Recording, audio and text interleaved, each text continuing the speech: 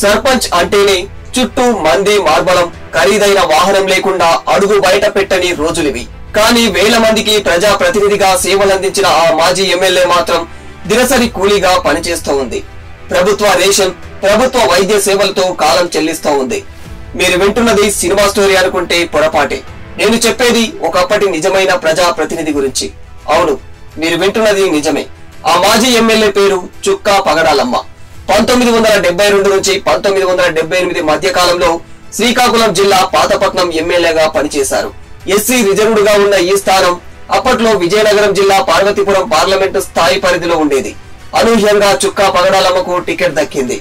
మాజీ మంత్రివర్యులు లక్ష్మణ్ దాస్ సహకారంతో పోటీ చేసిన ఆమె ఎమ్మెల్యేగా గెలిచారు. 6 ఏళ్ల పాటు పాతపట్నం నియోజకవర్గ అభివృద్ధికి శక్తి వంచన లేకుండా కృషి చేశారు. కానీ ఆమె ప్రస్తుతం ఇబ్బందులు ఎదుర్కొంటూ ఉన్నారు. ఎమ్మెల్యే అయినప్పుడు ఆమెకు 30 ఎకరాల వరకు భూమి ఉండేదట. రాజకీయాల్లోకి రావడంతో ఉన్న భూమిని కాస్త ప్రజాసేవకి దారదత్తం చేసినట్లు తెలుస్తుంది. 3 ఆడపిల్లలకు పెళ్లిళ్లు కూడా అతి కష్టం మీద చేయాల్సి వచ్చిందట. అనారోగ్యంతో 2 ఏళ్ల క్రిందట భర్త మృతి చెందినట్టు తెలుస్తుంది. దీంతో ఆమె జీవనం కష్టతరంగా మారిపోయింది.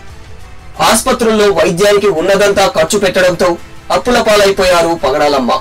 మాజీ ఎమ్మెల్యే కోట కింద వచ్చే పెన్షన్ 30,000 రూపాయలు ఆమెకు ప్రస్తుతం ఆసరాగా నిలుస్తుంది. అయితే అంతకు మించి అప్పులు ఉండటంతో ఆమెకు వచ్చే పెన్షన్ వడ్డీలకే సరిపోతున్నాయని ఆమె ఆవేదన వ్యక్తం చేస్తూ ఉంది.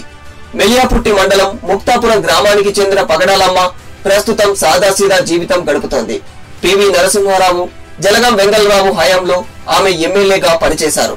అప్పట్లో ఎంతో మందికి ఈమె సహకారం కూడా అందించేవారట.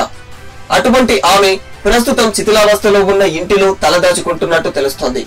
కనీసం ఇంటి నిర్మాణానికి సంబంధించి సాయం కూడా ఆమెకు దక్కడం లేదని ఆమె ఆవేదన వ్యక్తం చేస్తూ ఉన్నారు. ఒకప్పుడు గౌరవప్రదమైన స్థాయిలో బ్రతికిన వ్యక్తి ప్రస్తుతం ఇలా దయనీయ స్థితిలో జీవనం సాగిస్తూ ఉంది.